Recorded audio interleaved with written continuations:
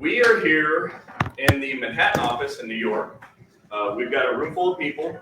This is our second open house with Dr. Malemi. And we're here because people that you know have no idea that there's any way to get help. And most people believe that if you get an OWCP injury, that it's over, that there's no way to get a claim approved, and only bad things are going to happen to you, which is true, but not here. Nationwide, 14% of people have accepted claims. Did everybody here know that? 14%. Does that sound bad or bad? At federal injury centers, nearly 100% of people have accepted claims.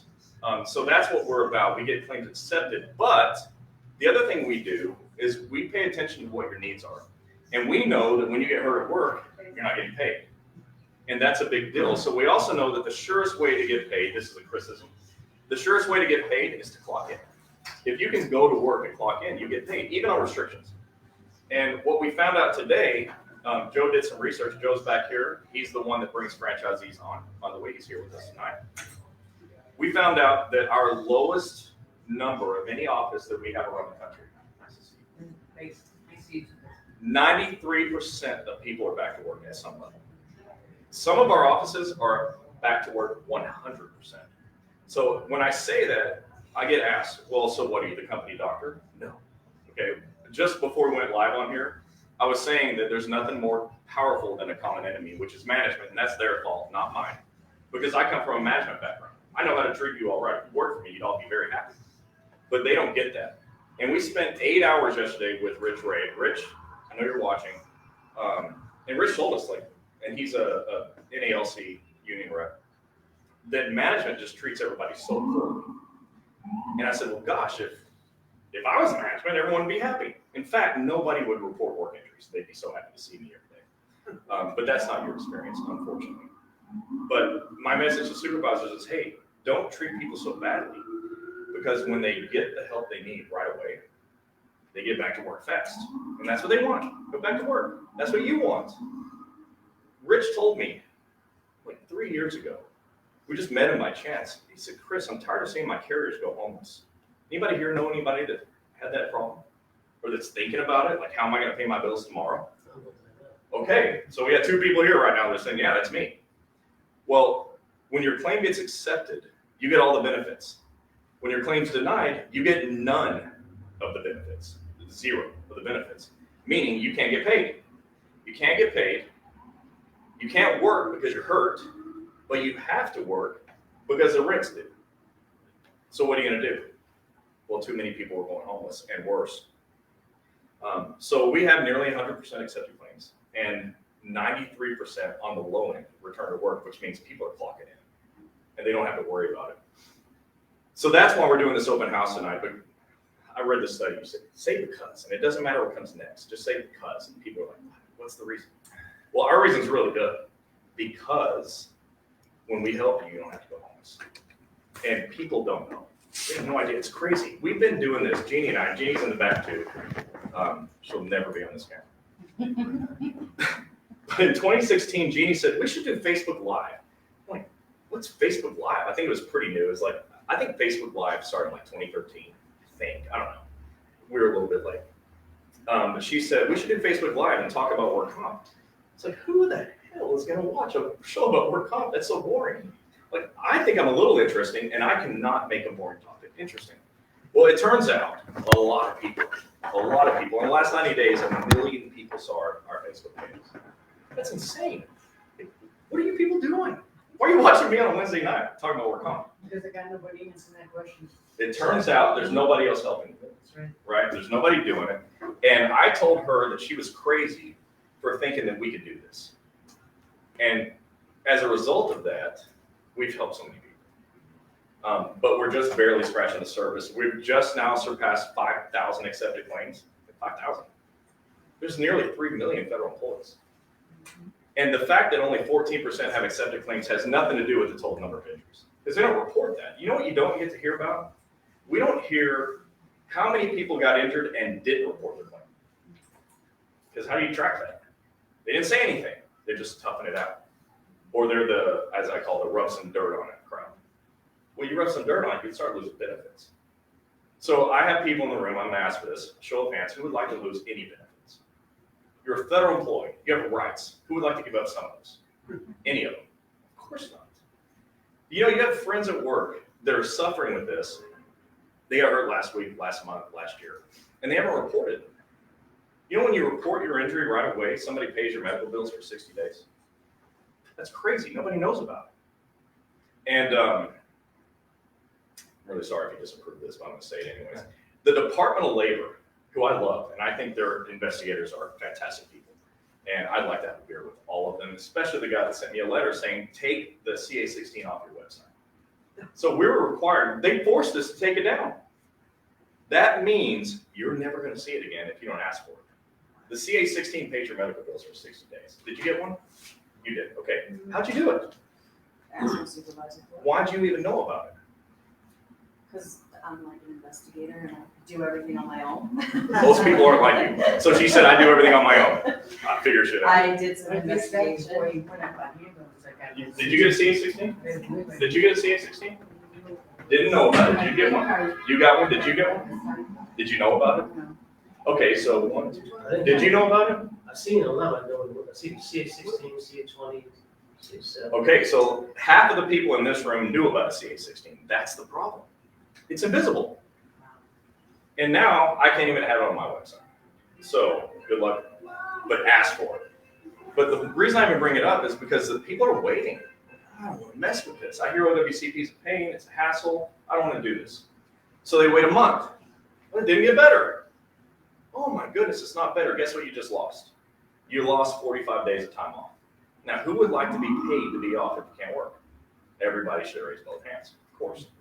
But you waited 30 days because OWCP is a hassle. I don't want to report it. My supervisor's going to be mad at me. Everyone in this room has a book. If you were here, you'd have one too. And it's the 25 things you can do to win in OWCP. Everyone turn to number 25. Please. And if you've got the PDF online, okay. What does number 25 say? The table of contents will get you there. 25 says, forget your supervisor's feelings.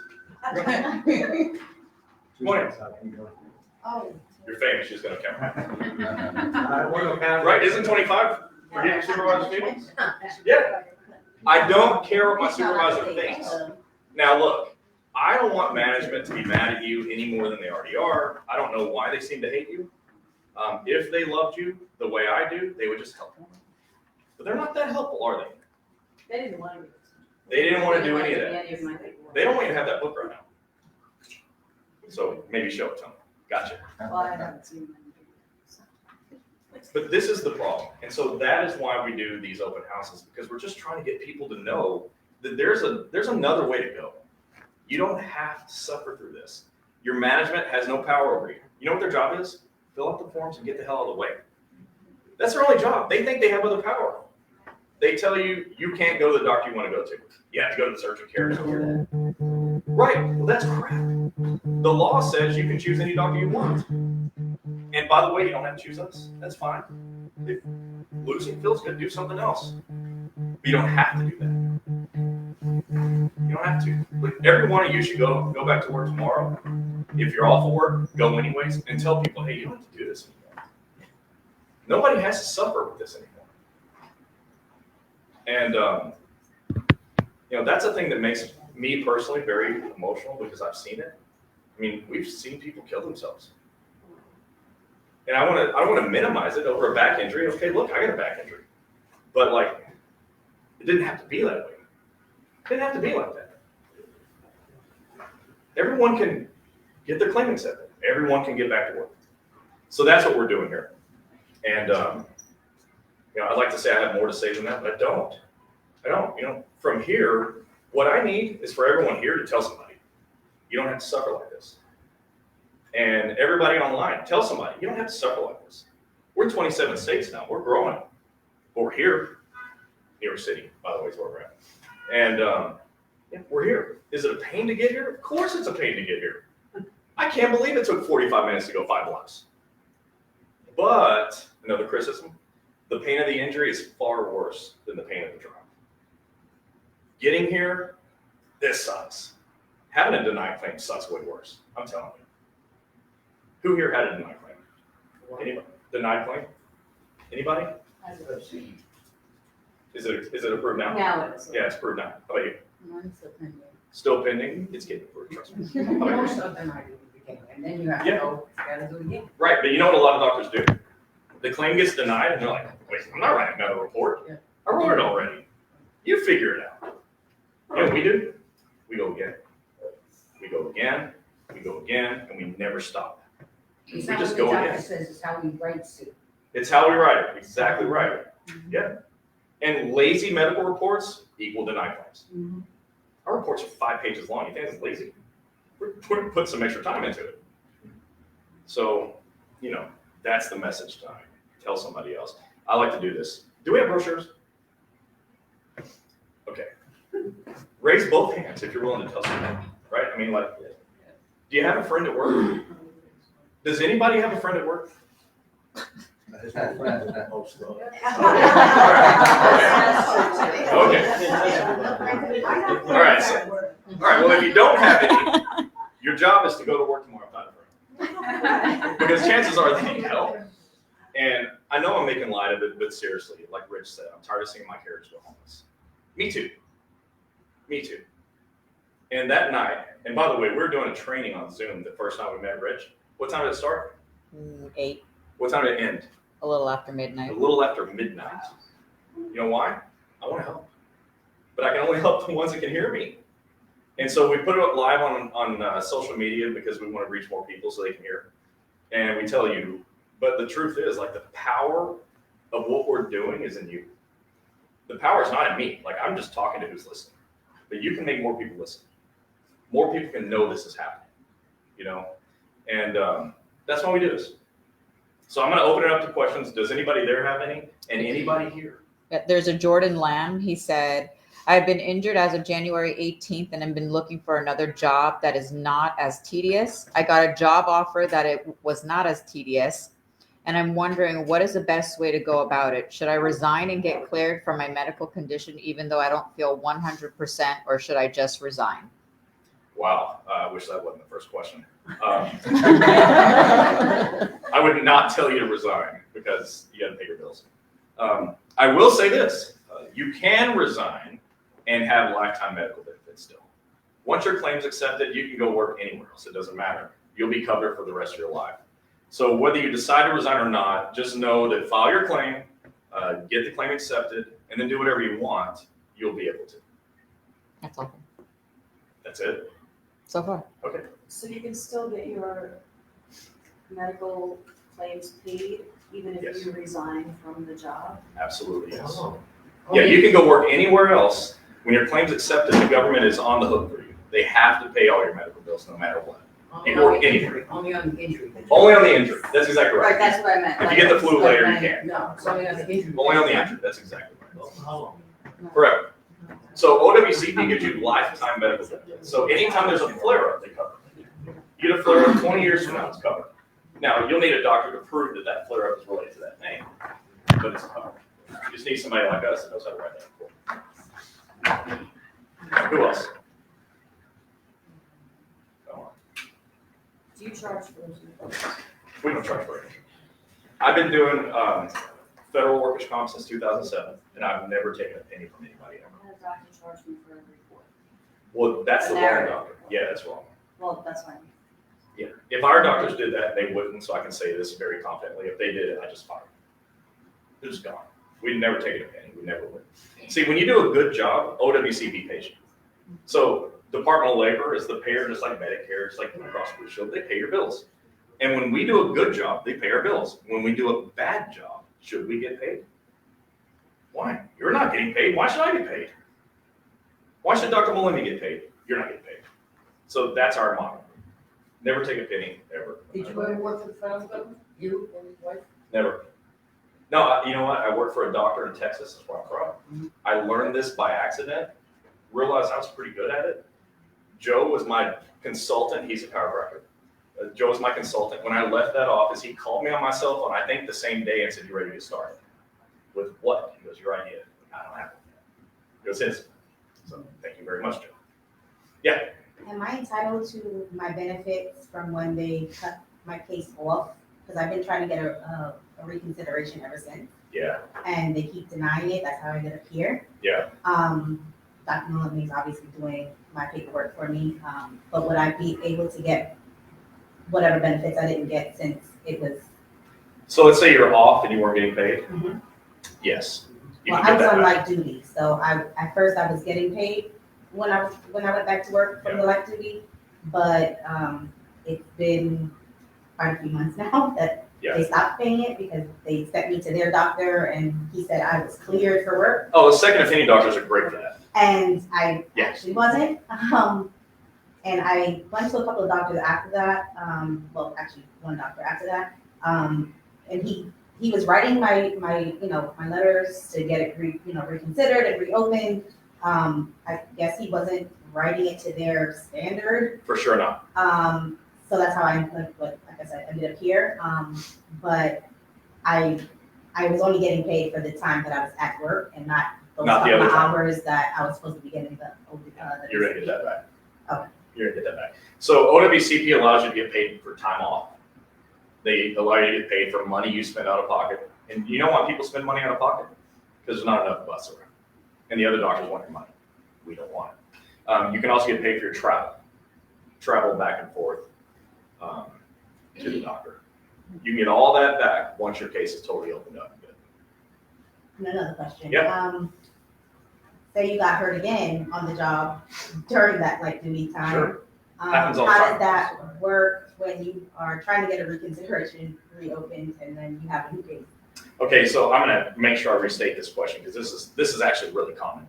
The question is, what if I've got an injury already and I get hurt again when I'm back at work, even on limited duty, right? But Well, for now a you different have- injury. Well, now you have two claims. You just got hurt again. It's very common. You wouldn't believe the number of people that have 3 injury claims, or 4, or 5. You wouldn't believe it. You work for the post office, right? I've heard it's a hard job. Okay. 70 pounds weighs 70 pounds, and that's what your job description says you have to lift on a regular basis. If you're a carrier, you're wearing a 35-pound satchel. You're not supposed to have a second one, but they do it all the time, right? And when you're here, like I've been watching it, okay? I saw the mailman today running down the street. Okay, I saw it. Like, well, this is slippery. Something bad's about to happen. Okay, that happens. But you're up and down, out of your LLBs all the time. If you work inside, you're picking up the packages too. You're emptying the trucks. That getting in car wrecks happens all the time. So there's a lot of people with multiple injuries because your job is tough. That's hard. And you can have them running at the same time. So let's say that you're off work for this one and they're not paying you. But if you're off work for this one and they are paying you, you're getting paid. So we're happy about that. They're not paying you on that one, but how many times can you get paid? Just once. You get your hours, and that's what you get. Okay. That's how it works. I don't want people to get hurt multiple times, but unfortunately it happens. It's the reality. And they let you have them running side by side. What's that? Well, they want to fire you, but they cannot legally fire you. OSHA says that you have a right to report a work injury.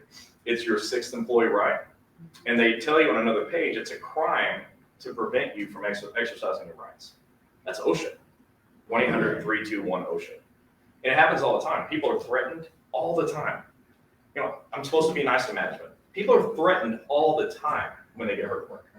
How do you be nice to those people? And then guess what? They may be watching. We have supervisors that get treated in some of our offices. It's all fun and games until it's you. Yeah, let's fire you now. See what happens next. Go ahead. When you get hurt, it's a form, like when you get therapy or whatever. Sure. Say you never able to use it, or whatever caused you hurt, like a percent line or something. Oh, the CA-17. Okay, no. Okay, so you have a really soft voice, and I'm really deaf. But I heard what you said. She's asking about scheduled awards. So she's asking, there's a percentage, you're talking about scheduled award. I always get asked about scheduled award. The problem is the answer to scheduled award questions is about an 8-hour lecture. It's so confusing, but I'll tell you this. If you have an injury,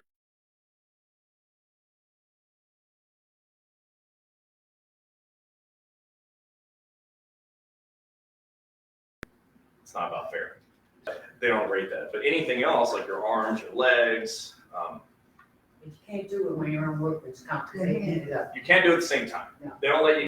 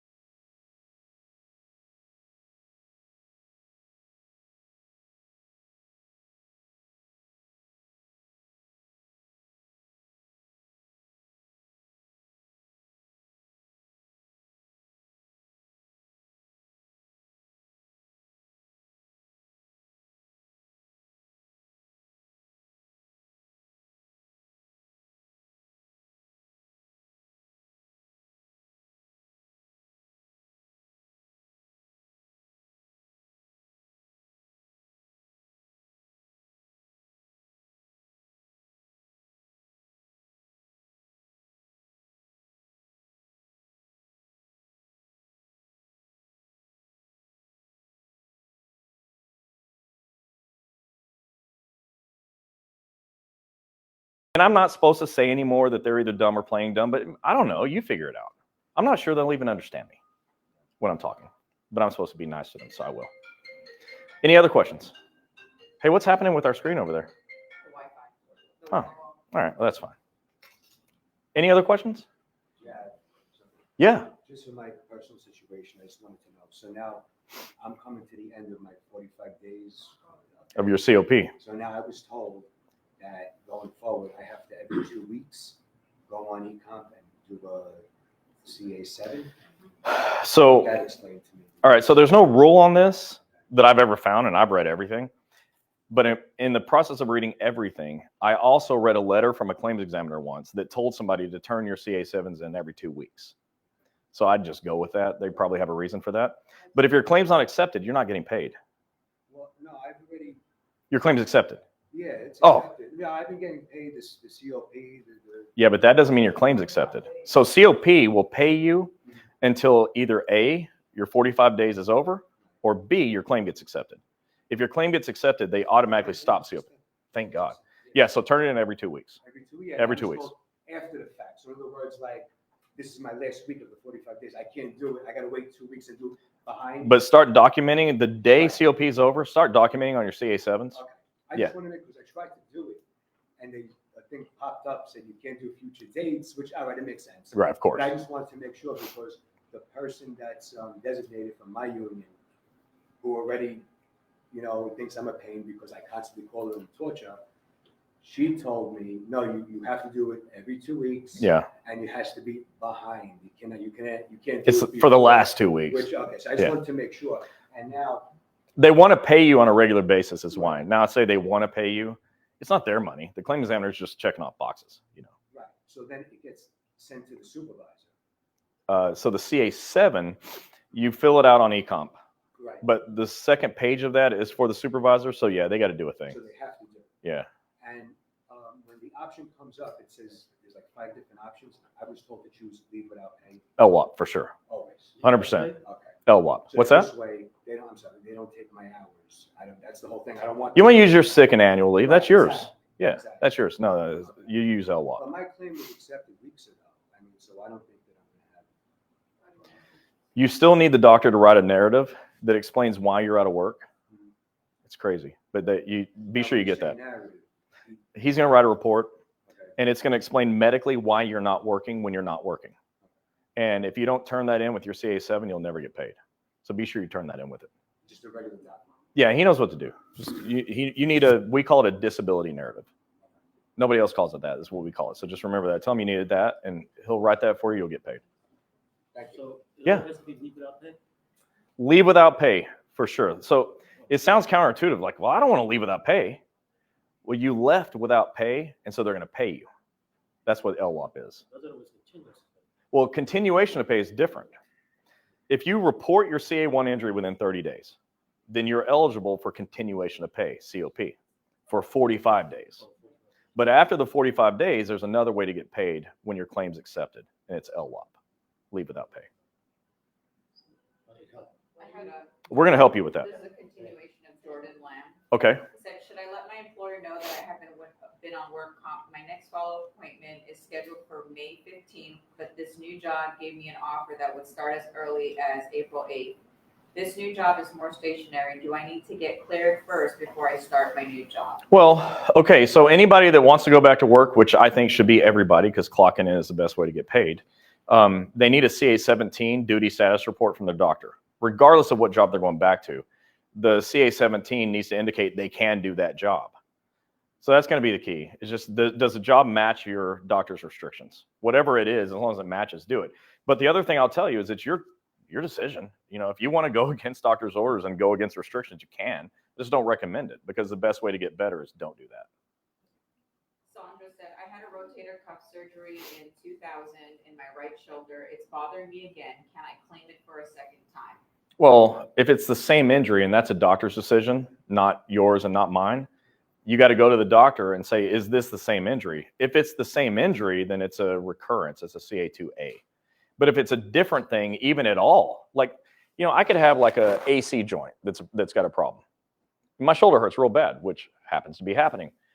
But then I can hurt like the bicep tendon, but it feels the same because they're kind of attached to the same place. I need to find out from the doctor, is this the same thing or something new? If it's something new, file a new claim. If it's the same thing, file a recurrence. James Clark said, I have a member who filed a claim for mental stress due to sexual harassment by her supervisor.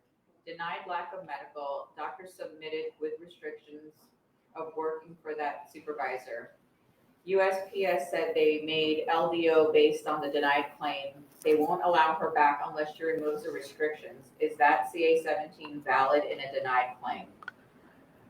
Well, with the denied claim, they don't actually have to take that CA-17, but by the way, that's a supervisor I will not be nice to. And because of the situation, man, the claim's got to get accepted, okay? First of all, for whatever the mental disorder is, which is reasonable, that's got to get accepted. And once it is, they have to accept the limitations, the CA-17. But right now, they don't have to. They could just be jerks about it. And it sounds like that's what's happening. I want to say worse words on that, so I'll just be quiet. How does the leave buyback program work? It's not fair either. Your leave. Yeah, that's not fair. But again, none of this is about fair. So what happens is there's a form called a CA-7B, a leave buyback form. And it's essentially a worksheet to see what it's going to cost you to get your time back. I told you it's not fair. But I know for a fact that if you go to retire, and let's say somebody has an injury the last 2 or 3 years, if you go back to work, that time counts as time served.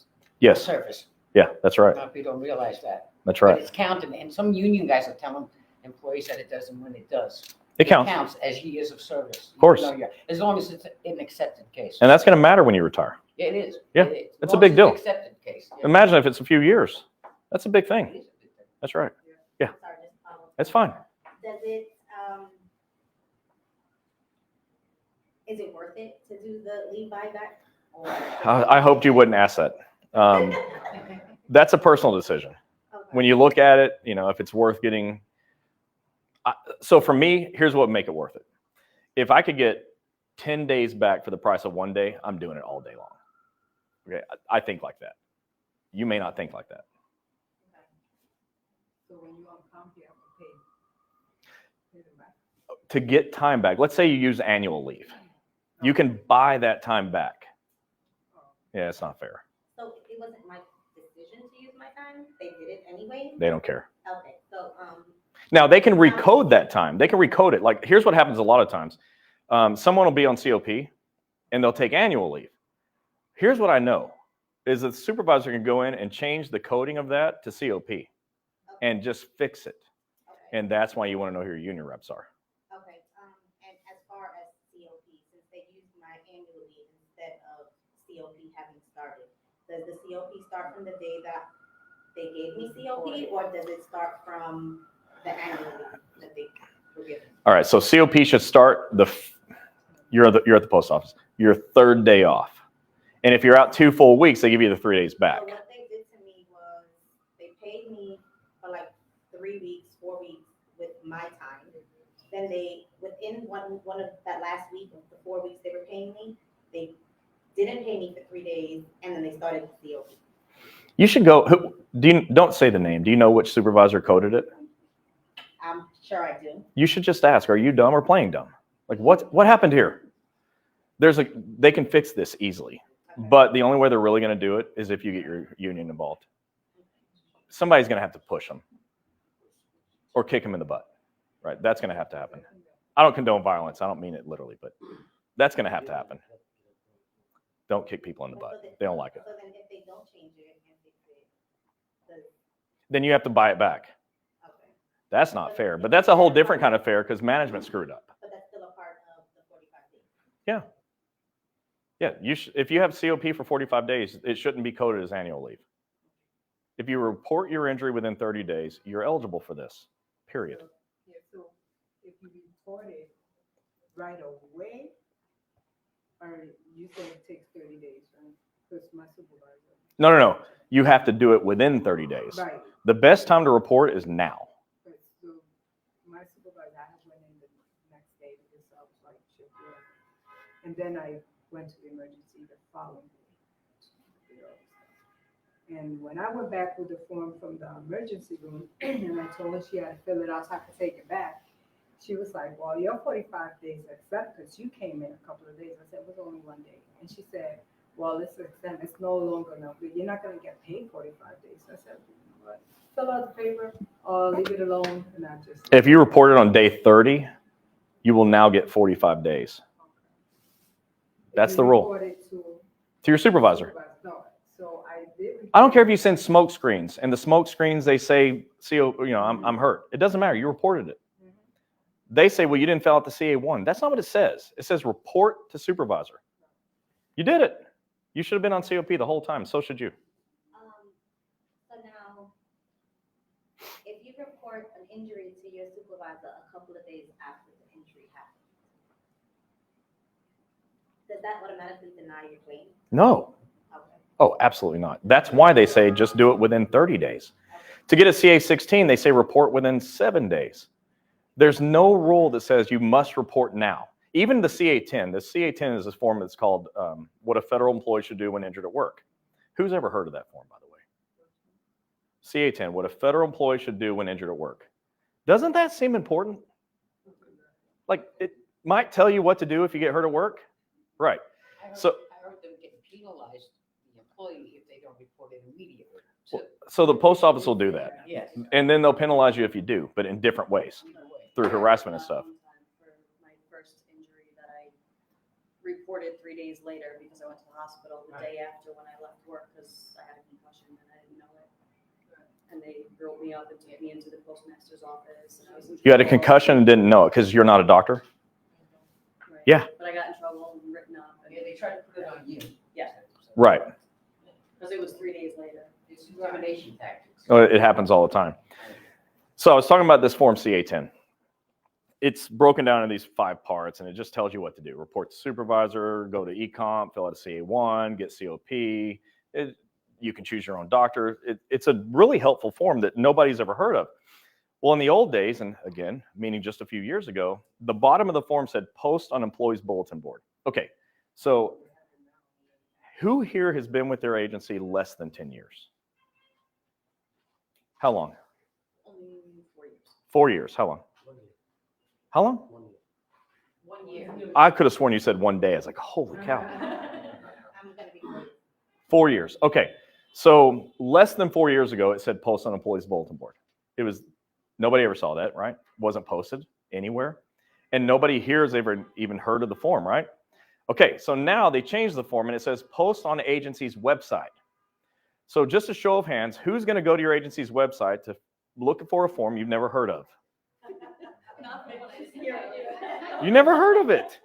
No, I mean, I searched the whole manual. I went through everything to try, that's how I found all the information. I went through the handbook or whatever it was, Well, online. most people aren't like you and me and don't read all that No, stuff. I know. I had to read, 'cause there was nobody answering my questions. Yeah. I couldn't walk, I know. That's so I had to. That's everyone's story. I know. Well, the reason I brought up the CA10 is not just to say it's invisible now, because it is definitely invisible. But the first section of it says report to supervisor, I kid you not, as soon as possible. What does that mean to you? It's different to you than it is to me. You know what I say as soon as possible is? Right now. Now. And if you do it, you don't lose any benefits. They say as soon as possible. I think that's a setup. But I'm supposed to be nice to these people, so. Hey, can I have one of those? I've seen this before. All right, so look at that, post on agency's website. What everyone should do is go back and post this in your break rooms. It never was before, I know that, because nobody ever saw it. And every room I'm ever in is the same answer. Nobody's ever seen it. Did you get one? Here, you take mine. I know what it says already. Thanks. We just traded. So everybody, by the way, everybody online can go to federalinjurycenters.com and print one of these and post it on your bulletin board like it used to say. Because posting on agency's website is just dumb. You're not going to your agency's website for fun, and you're not going there to look for a form you never heard of. And when you don't hear of it, then you don't know what a federal employee should do when injured at work. Like, I could just talk about this form, drop the mic, and be finished. If this was just out there, there'd probably be way less of a need for me because it tells you what to do. This is the ABCs of it. So take it to work and post it. What other questions do we have? Any more questions online? Let me hear. It's Jordan Lam again. He said the job I'm going back is a desk job, not related to USPS, but I still need to file a CA-17? If it's a federal employer, yes. Sandra said, does OWCP go against retirement time? Well, you need to be at work for it to add to your time. You were just saying that. Let's go get your time. Accept the case. But if we all just get back to work as soon as possible, then that's a problem that we don't really have to deal with. Said, do I need to get cleared by OWCP in order to start my new job at EDC? I don't want to get medically cleared since I'm still want to seek treatment while I'm at my new job. That's not necessary. No, you don't have to do that. And Victor said, at USPS, all the CA forms should be posted in all bulletin boards. It's the law. It is not. Well, Victor, it's not happening. They have, So, I don't know about this one, but they have some stuff there that, like, you walk by, you don't know what you're reading because you've never seen it there before. right. So, Yeah, when you don't, and I can speak from experience. basically, they have service talk about everything, but they won't say, here, let's have a service talk now, today, we have these things posted everywhere. Yeah. So that you can read so we can be aware. But they don't have a service talk about somebody who fell yesterday and reported 2 days later, stuff like that. So she's saying is that there's nobody out there that's telling them what to do, but you can come to Wednesday night OWCP chats with Chris and Gini, and we'll tell you every week. But I'm being very honest with you. I mean, like, I've been doing this now for nearly 30 years. And when I first read this, it was like Japanese to me. It was very confusing. It was just a different language. I understand why most people, other than her, read the thing. It's very complicated. But if we just had this, it's less complicated. It's meant to be that way. I think so. People don't want to be bothered. We just drag it through. Yeah. Then you give up. That's right. Well, how do you think they feel now that it's not 14% accepted claims when you come to federal injury centers? What's that? Well, it's not 14% when you come here. It's 100%. How do you think they feel? I don't think they're liking it that much. I'm nobody's best friend, except hopefully yours. Joe, you got something? Say it a little louder. Come. Everyone, this is Joe. Joe is my business partner. He is my consultant, and he's the reason we're all here. Wow. Do I hold it or do something with it? Just hold it close to you. Yeah, that'll do. I got off at the airport today at LaGuardia, and it was raining like the last time we were here. But the very best news is, as soon as I got off, I knew I was in the right place because I heard horns blowing. I said, I am home again. He went to college with me. My wife is probably listening to this, but we moved to Ohio, and I haven't heard a horn blow for a year. It's like, what's going on here?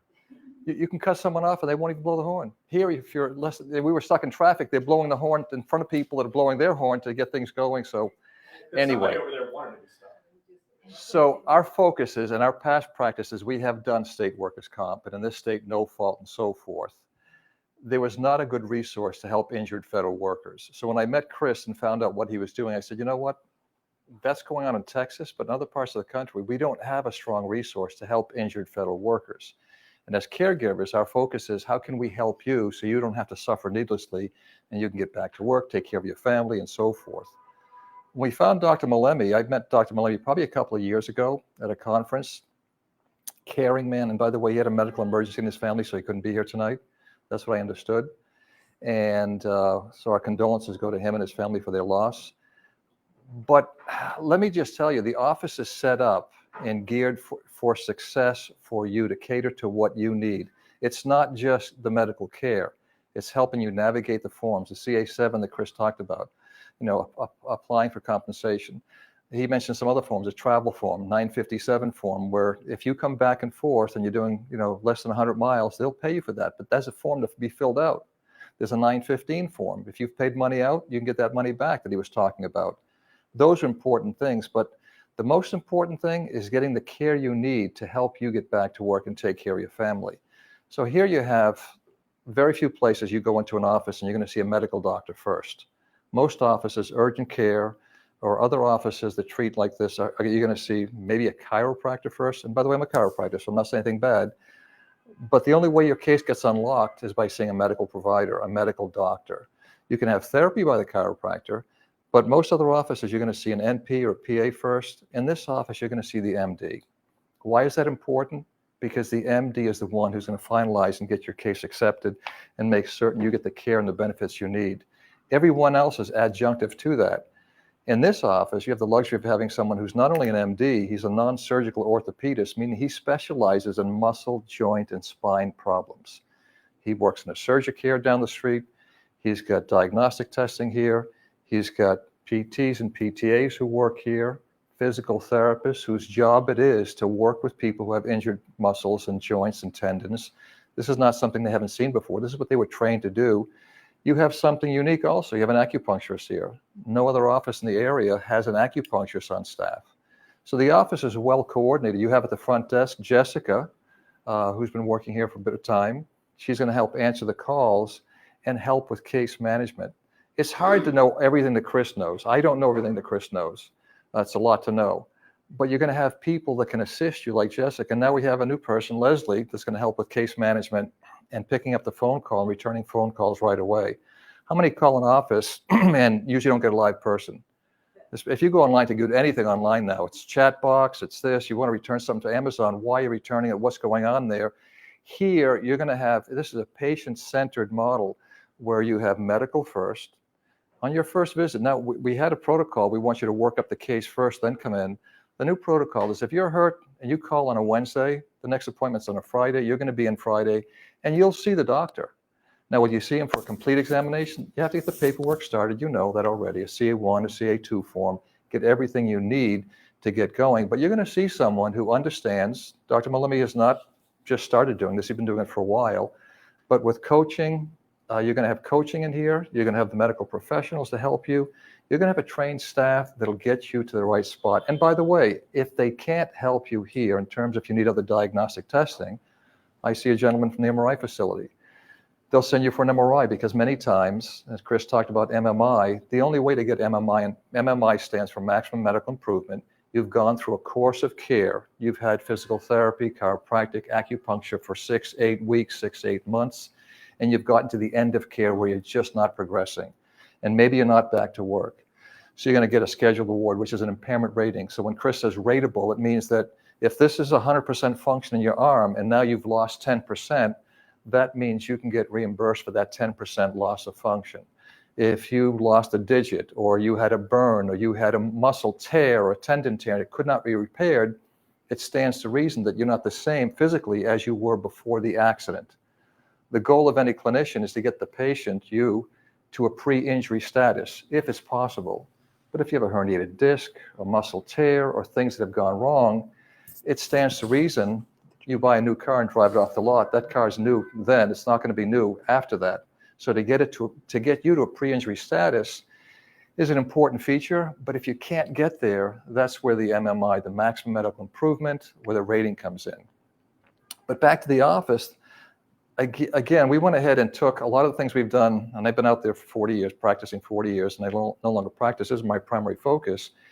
And for 40 years, we've been told, hey, you can ration care, try to give the least amount of care possible, especially in a workers' comp claim, especially in New York with no fault and other things. You're giving ration care as opposed to what the patient needs. In this office, you'll get the care you need. It's not ration care. Hey, you only have 12 visits. You only have 5 visits.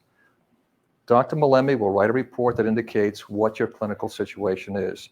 If he feels as though you need further care, or diagnostic testing, or MRI with or without contrast, whatever is needed, you'll get that.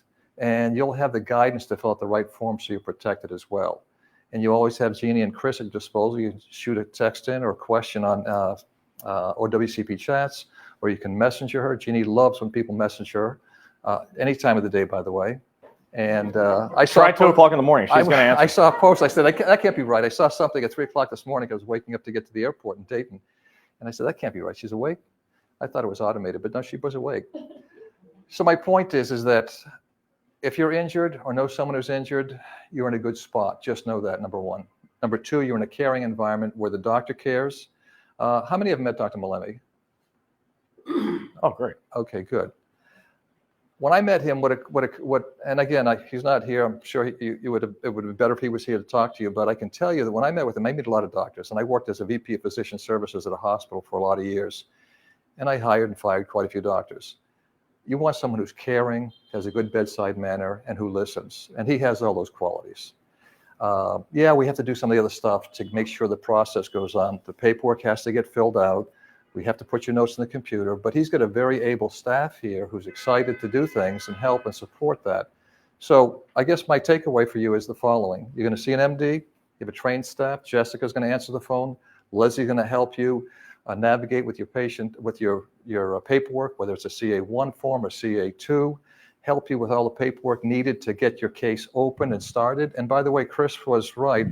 Of our top clinics, 93% is the lowest return to work rate.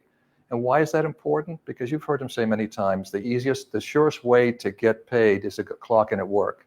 It doesn't mean you're going to be at 100%, because some of our clinics are 100%. They send everyone back to work with restrictions. And that's what I used to do. Chris can go back to work, but he has limitations. He can't bend, lift, or twist more than 20 pounds. It's up to that supervisor then to give you a job that meets the medical requirements filled out by the doctor on the CA20, on the attending physician form, or the CA17. So all those things are important, but they only work if you keep your appointments, you follow through, and you're persistent. Let's face it, the system has always been, whether it's insurance-based or otherwise, wear you down. It's like, oh, I don't even want to deal with that anymore. But when you give up, there's no hope left. So as long as you keep on going, as long as you continue to get care, and it's not just for this, any type of care, right? If you suffer with migraines, Gini does, or other things, you need to find the right clinician, the right group that can help you get better so you can return to normal function. And no one's asking to do more than that. We're not pretending to say, you're going to feel like $1 million, you're going to do this, you're going to do that. We want you to get back to a pre-injury status or the very best you can for your situation. We do have people that have crushed vertebra, herniated discs, leg pain, and sometimes when that disc is herniated and it's fragmented, not even protruded and herniated, you can't be 100%, but you can be 80% maybe. Let's get you back to where you can be, or the very best you can be. So that's the focus here, and we're proud that this is the only clinic in the greater New York area here. We've got clinics in 2 clinics in New Jersey, and more coming here as well, hopefully. But just know you're in good hands. Caring doctor, caring staff, attentive, pick up the phone, which again is unusual. Every time I call someplace, go to our app for more immediate service. I don't want to go to the app. I just want to talk to someone, get an appointment, come in, see someone, and get my paperwork done. Go ahead. There are employees that get hurt, like myself. I had spinal injury on the job. And then I had a laminectomy. Mm-hmm. I had therapy, and then I had to go on limited duty for X amount of time. So, the job agreed that they had a space for me, and I joined the other employees who had other injuries in limited duty. I think it was domestic case. Not even a year. And then we were called one by one into this big conference room. It was an intimidation tactic, one by one, they would say, and I had a union guy here, the MBO, somebody typing up, and some doctors in the corner saying, well, listen, Ms. Ross, we don't have the job anymore, so it's either you go back to your regular duty, which is pulling hundreds of pounds in cages, or there's no work. Basically, they're going to kick you to the curb. Yeah. So I'm smiling, but not because I think that's funny. That's happening. But you just led me right into what I was going to say when I walked back up here, because I didn't say this earlier and I needed to. 93% return to work is our number, right? Up to 100. But the cool thing is when we send you back with restrictions and the supervisor says we have nothing for you, they have to pay you to sit home. No, but they say they do have it, and to make everybody happy. And then when we go as employees behind the doctor's back, they're saying, we don't care about your restrictions. You either do your job or you're out of here. Well, and the rules on limited duty assignments state that the limited duty offer has to go to a claims examiner who works for Department of Labor, a third party. And then the claims examiner says, okay, we think there's good work for you here. And then you get to tell your doctor. Well, when the supervisor does that, there's a word in unions that starts with a G and ends with grievance. Okay, grievance. I would grieve the hell out of that. Really? Well, the union rep was sitting right next to me in this committee room. I said, speak up anytime now. You're only paying unions. You're right.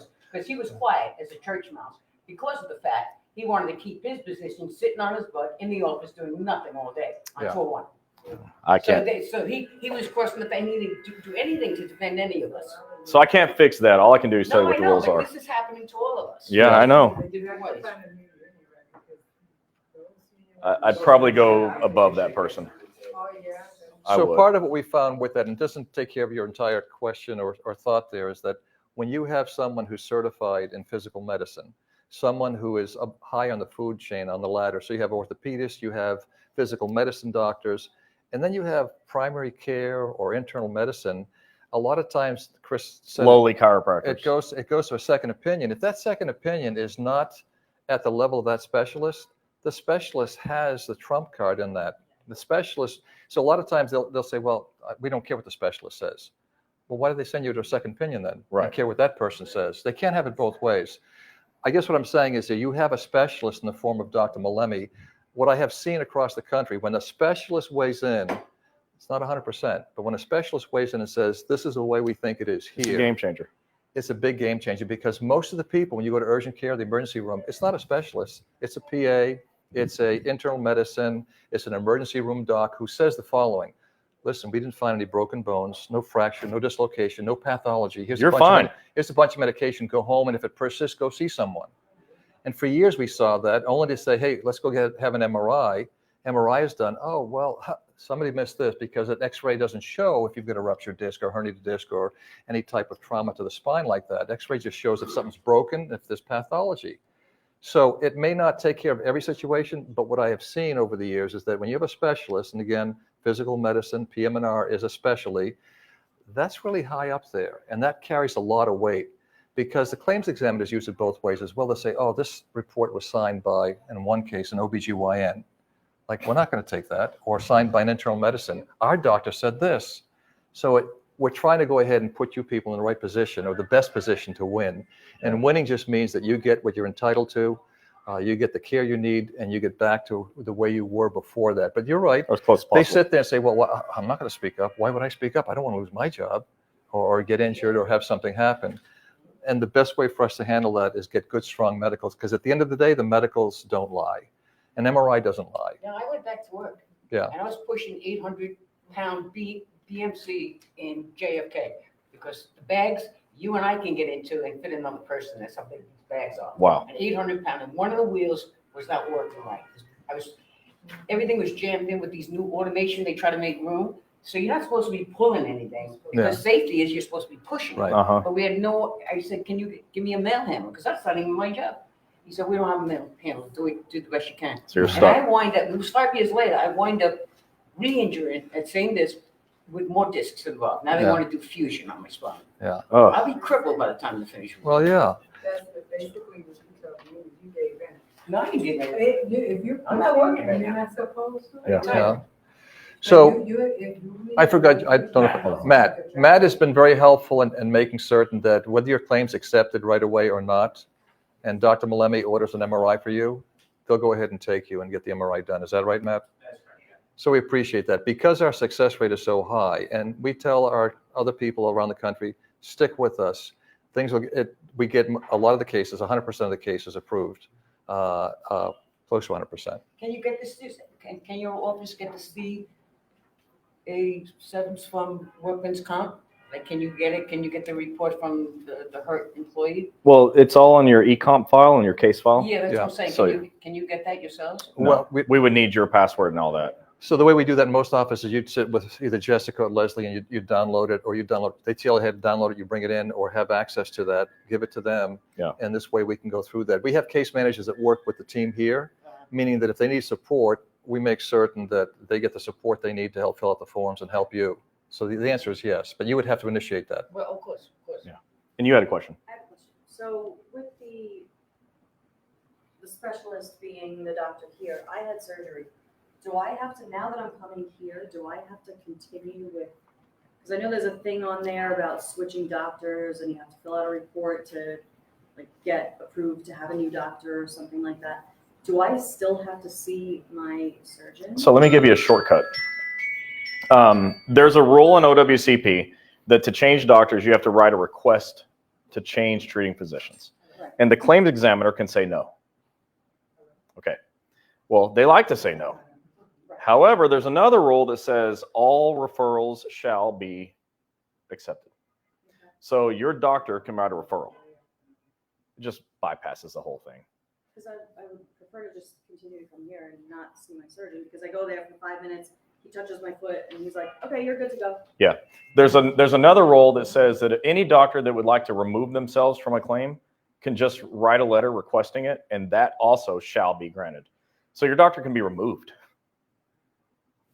There's a couple of ways around. The one that did the surgery. Yeah, it can be removed. And, okay. And now what's in it for that doc? He's probably not getting paid. Well, as soon as we fix it, he's going to get paid. Right? So on So that, it's not reasonable to say no to that. right, on that note, typically what's happened historically is that when someone sees a surgeon, a specialist outside the group referred by Dr. Malemi or anybody else, you don't stay with that person forever. You complete your care there, the surgery in this case, and you go someplace for therapy to strengthen and rehab the injured and affected area.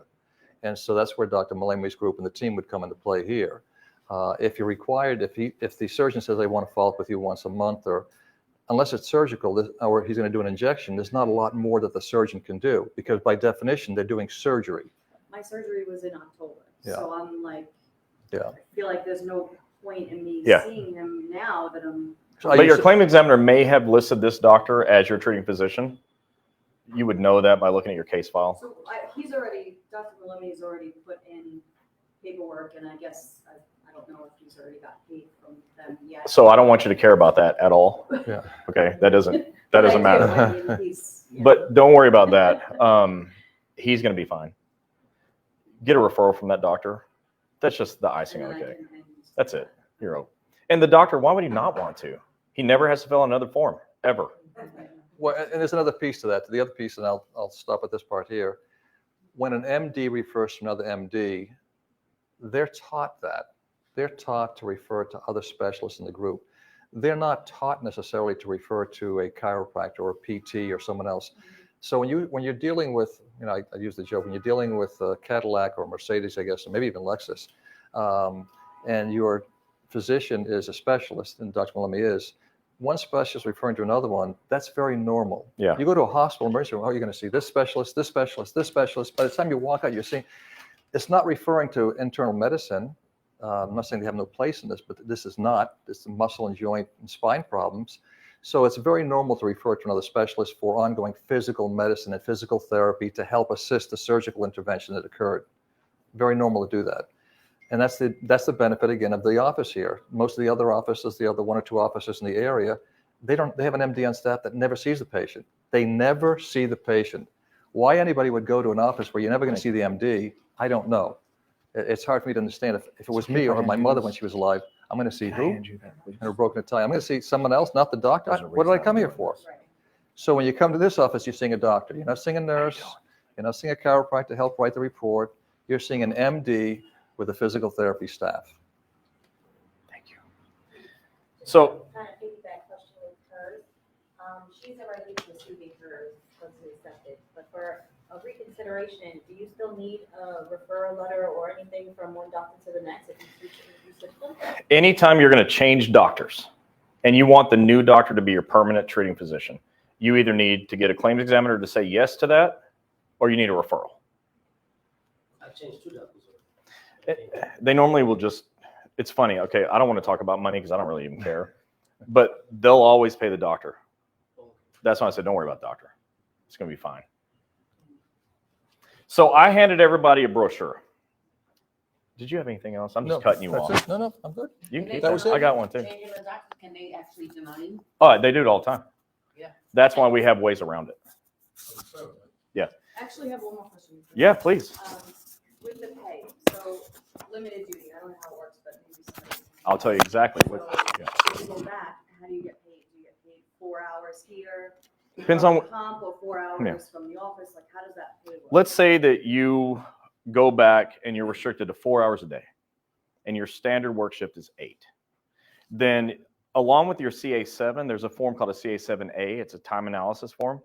And you would just, that form's purpose is to write on there how many hours of LWOP you got paid and how many hours you worked. And then they'll pay for the rest. Something like that. They delineate it and make sure you get paid the whole time. Even with me being on the monthly payroll that I'm on Yeah. right now. Yeah, so you got hurt and you were working 8 hours a day. It doesn't make 12 hours a day. But it's not reasonable to say, well, now that you're hurt, you only get 4. Right. It's not fair. And that's one place they try to get fair. So you should get it all. Yeah. Piggyback question off of that as well. You're welcome. Yeah, right? When you go back to work, right, well, one statement to a question. When you go back to work, your supervisor gives you a form saying that you're gonna start this light duty, whatever, these amount of hours at the office, and the rest is getting paid from workers' comp. Now, when you go in and make that CA7A form, workers' comp should automatically already know that you went back to work, and since your supervisor or manager says that they sent in that paperwork, basically my question is, if they overpay you without you having realized it, Yeah. what do you do about that? Because, They're going to come and get it. right, but so if you don't have it because you used it, not realizing like, hey, they overpaid me this, how do you get them to like, They'll take it not back. back and off? It'll come out of your paychecks. Okay. You gotta call those, because of the second floor, I said second floor, finance, and they can either work out, so if you owe a certain amount, then if it's too much for you to pay right away, you can work a plan with them. And they'll take it directly out your check, Okay, and you'll see it. And also get with your union to make sure they don't really hold you bad. okay, but so even if it's their fault for not, like, you. Doesn't matter anymore. No? They're gonna get their money back. Okay. Yeah. Just like the IRS. Yeah, they're coming to get it. They never gonna give you money this time. Yeah. Any other questions? Where do you want to go back? You don't have to. You can work someplace else. You don't have to go back. There's federal disability, which isn't a great deal, but it's available to people. And I just can't go back to post office. yeah, you can go anywhere you want. You are not handcuffed to the post office. Heard that before. No, I'm serious. I have issues with it. If I go back, you'll make the newspaper. Well, you might want to stay home a little longer then. So we're here for a little just refreshments. We're here for a while longer. Any questions in private, if you'd like to ask Chris, Gini. But with that said, I handed everybody a brochure. There was a reason I did that, because in advance, I know you're all going to say yes. Who do you know at work? Or it's a yes or no. Do you know somebody at work we can help? Right? You know 3 people when you really think about it. I only gave you 1, but we have more. So would everybody just commit to telling somebody? That's the key. Just tell somebody. Tell somebody, because you had people walking around thinking that they only had 30 days to report. They didn't know it was 3 years. They're walking around thinking there's no way they can get a claim accepted because it's impossible, except if you come here, right? And there are other people that are thinking, I'm going to have to stay home. How am I going to pay rent? So just think about that. There's somebody out there that we can help, and that's the key. That's why we're doing this whole thing, is who can we help? So I'm going to leave these sitting next to the drinks so everyone will find it. And we'd really appreciate just telling somebody. Oh, and you can, for all of you online, you can find us other places than wherever you're at. We're on LinkedIn, Instagram, Facebook, and like 8 different places, and YouTube, and we even have a TikTok page. So anybody here do TikTok? Super awesome time waster. Like, you can waste hours. The first time I was ever on it, my phone went dead. It's like, how long have I been doing this? 8 hours. Okay, so it's a great time waster, but it's also how I found the pizza place today. You say you're gonna open more offices, you're thinking about it, you're gonna do it, but I just wanna give you, Bronx, they have a lot of space, just go there. So our goal is to be in all the boroughs and upstate. We want to be everywhere. Yeah. Our goal is to be everywhere. So our mission is to be within range of every federal employee in all 50 states. So we're working on it. We're in 27 states. Are we hiring?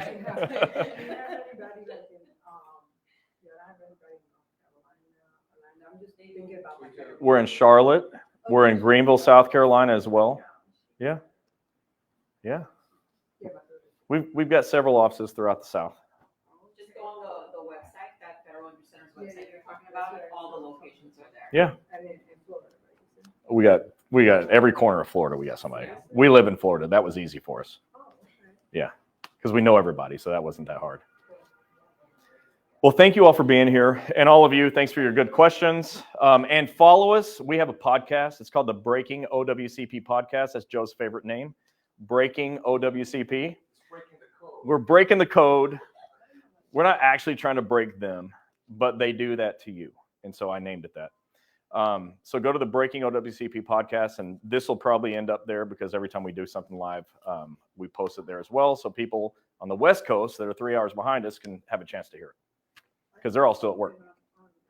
When I found you guys, I saw something about one of the forms that had to get filled out. It was all the way in the bottom that they pointed out in the video.